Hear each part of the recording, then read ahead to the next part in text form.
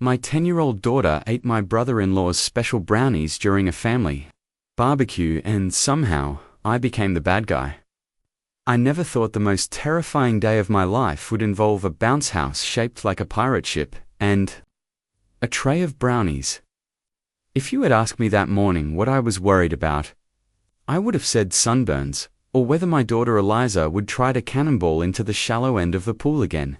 I did not expect to spend the evening timing my 10-year-old's breathing while silently debating whether I should permanently ban my brother-in-law from all future holidays. The barbecue was hosted by my sister and her husband in their large, suburban backyard.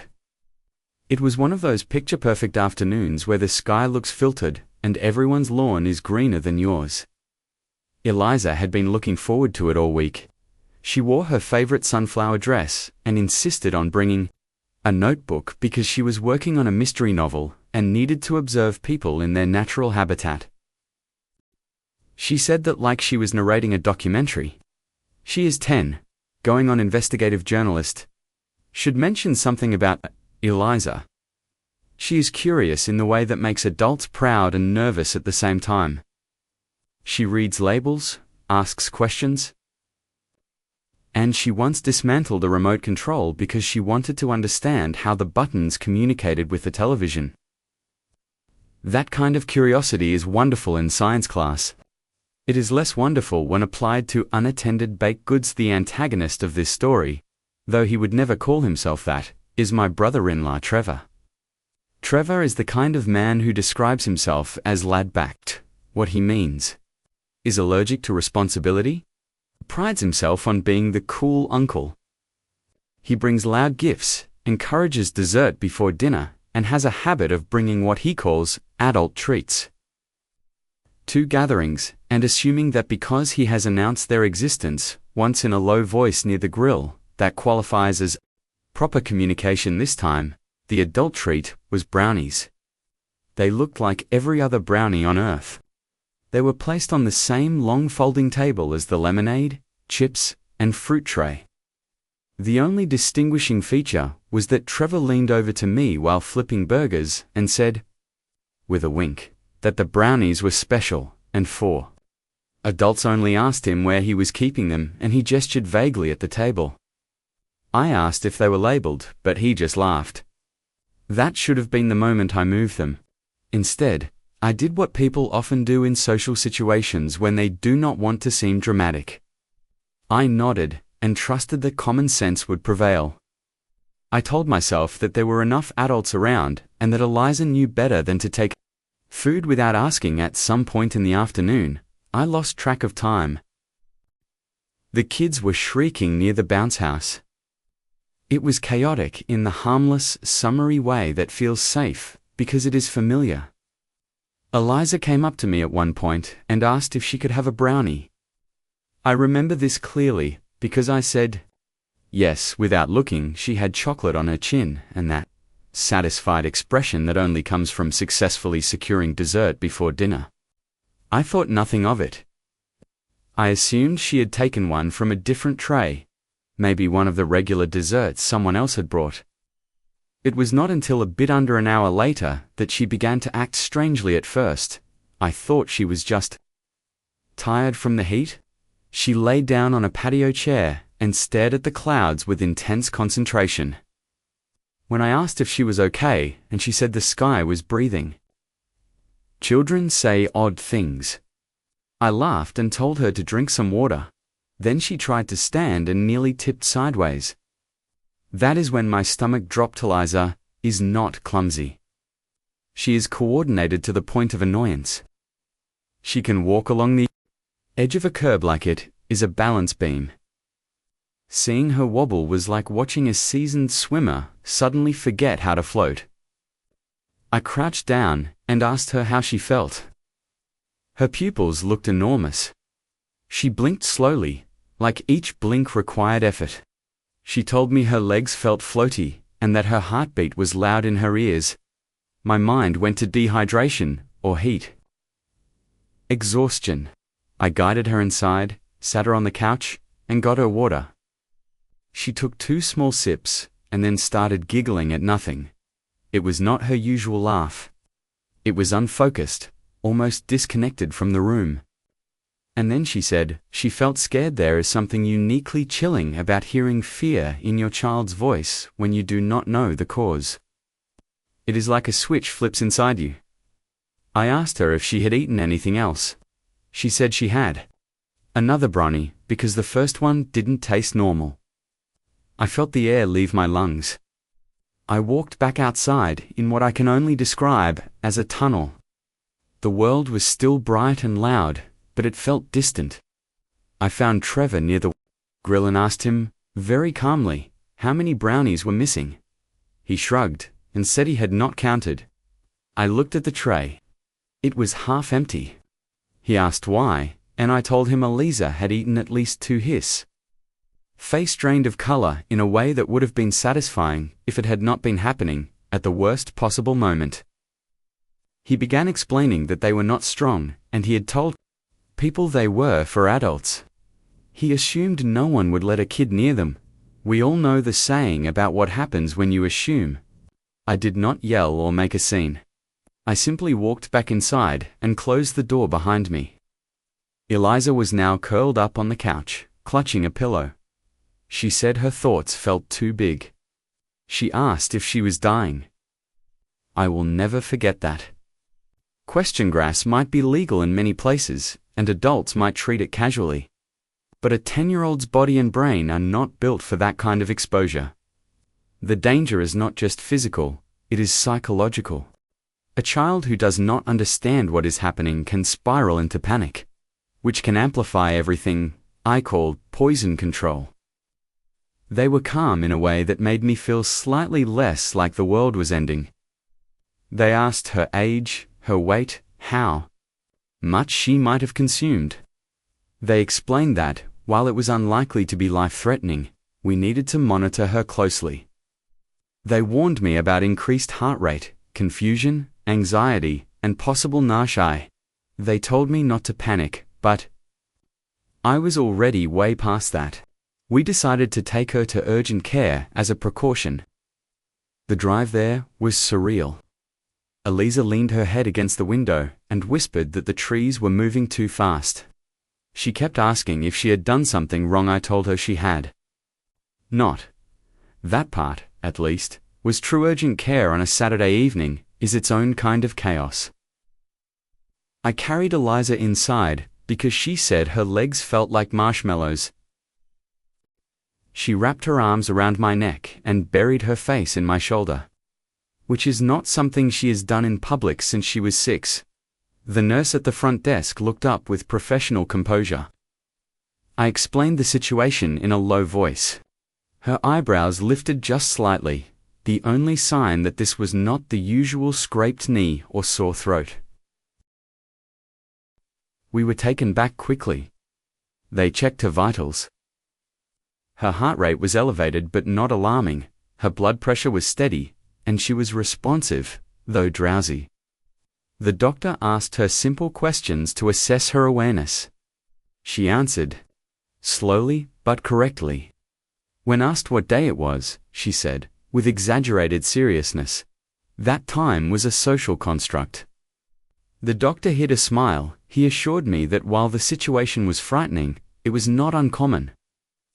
He said children metabolize these treats differently, and that the delayed onset often leads to overconsumption. He emphasized that the biggest risk was panic and dehydration. He asked how the brownies had been stored, and I said they had been on a table next to the lemonade. He paused. There is a particular kind of silence that feels like judgment without words. I felt it then. Not from him, exactly, but from the universe. They decided to monitor her for a few hours. Eliza drifted in and out of light sleep. At one point, she whispered that she felt like she was on a slow roller coaster. At another, she insisted she could hear the lights. Ham and I sat beside her and thought through every decision that led to this. I replayed the moment she asked for a brownie and Trevor's casual wink. I thought back on my own reluctance to cause. Asinya was angry, but the anger had layers. There was anger at Trevor for his carelessness. There was anger at myself for not being more vigilant. And beneath it all was fear. Still simmering after a few hours, her heart rate began to go back to normal. She drank some electrolyte solution and kept it down. The doctor discharged us with instructions to let her rest and to return if anything worsened. The drive home was quieter. The sun had set and the neighborhood lights flickered on. Eliza leaned against the seat and asked if she would remember this tomorrow. I told her, probably not very clearly. She nodded and said she hoped not. When we pulled into the driveway, I saw that my phone had dozens of messages from my sister, Trevor, and a few other family members. Word travels fast when panic is involved. The tone of the messages shifted quickly from concern to defensiveness. Trevor insisted he had warned everyone. And my sister suggested that perhaps we should have been watching Eliza more closely. One cousin sent a message about how kids these days get into everything. It was remarkable how swiftly responsibility diffused into the air like smoke. I did not respond to anyone that night. I carried Eliza inside and tucked her into bed. She was still slightly unsteady, but coherent.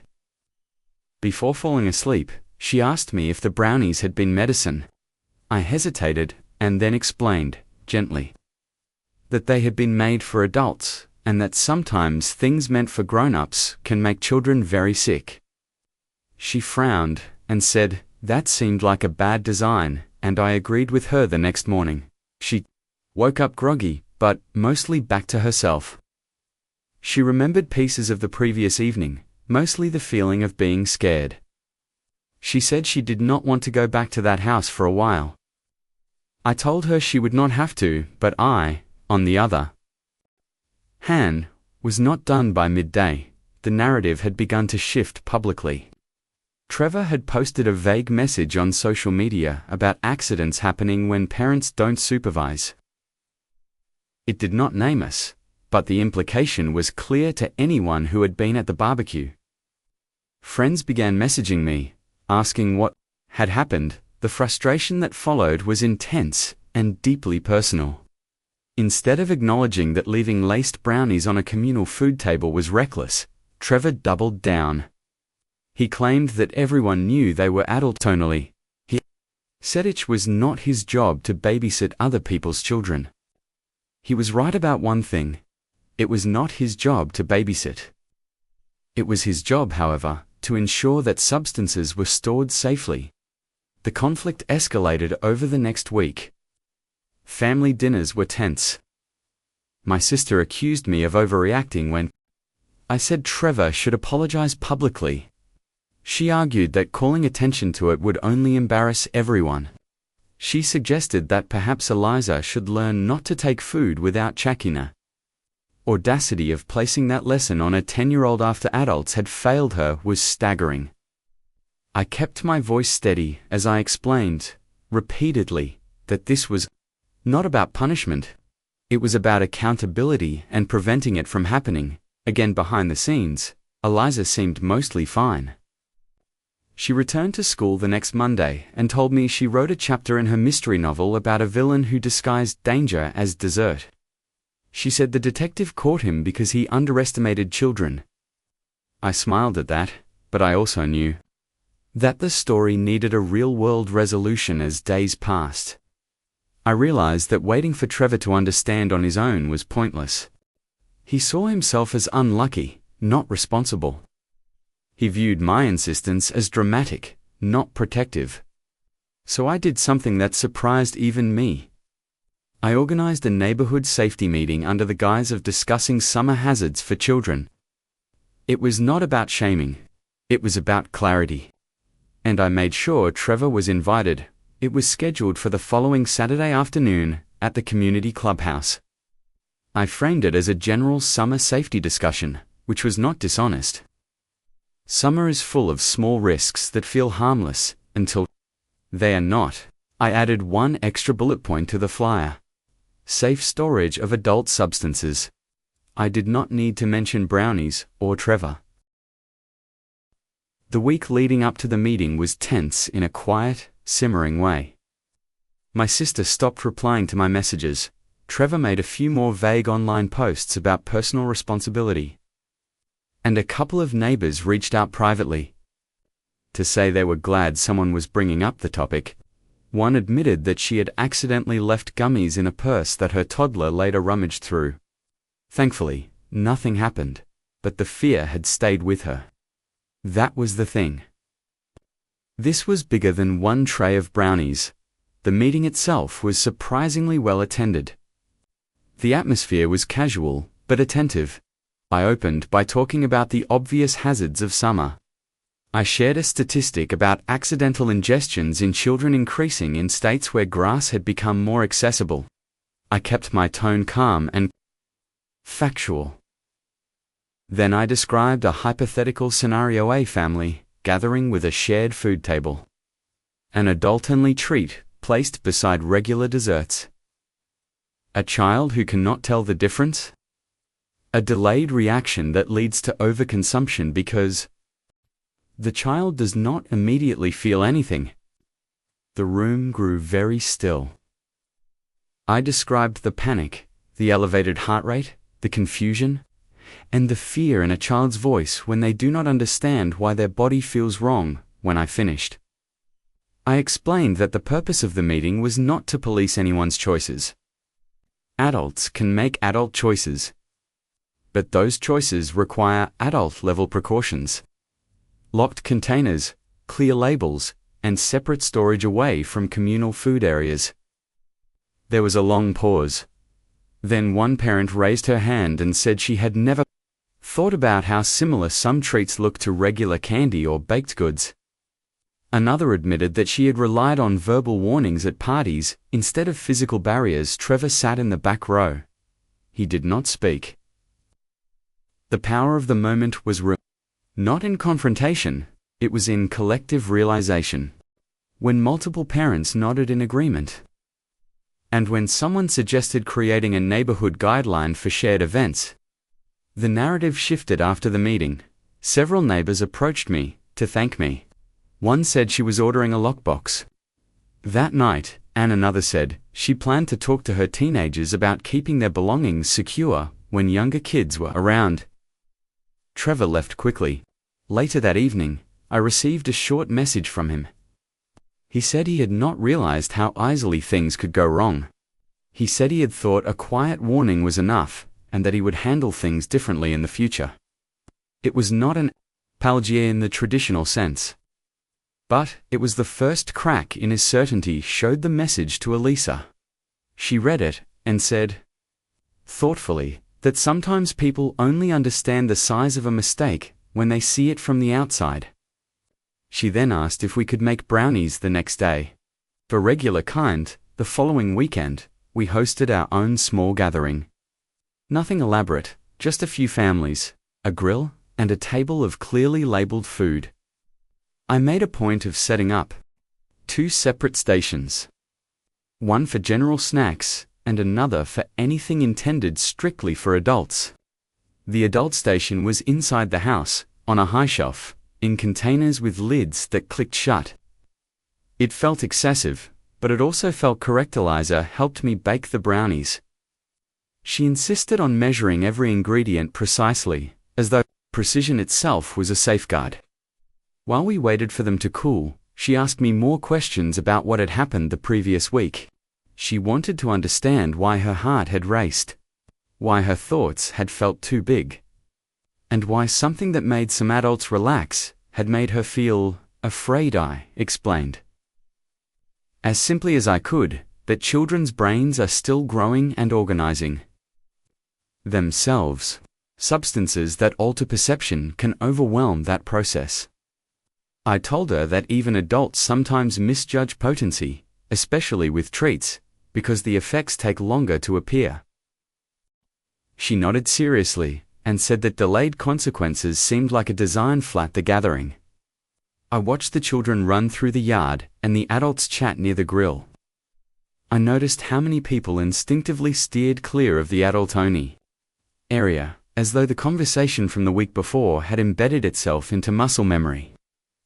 Trevor arrived halfway through the afternoon. Hibroa salad. It was a small, symbolic detail, but it mattered. He approached me quietly and said he had purchased a lockbox for his home and that he had also thrown away the remaining brownies from the barbecue. He admitted that he had been defensive because he felt embarrassed I listened to him. Embarrassment can make people stubborn. It can also, eventually, make them reflective.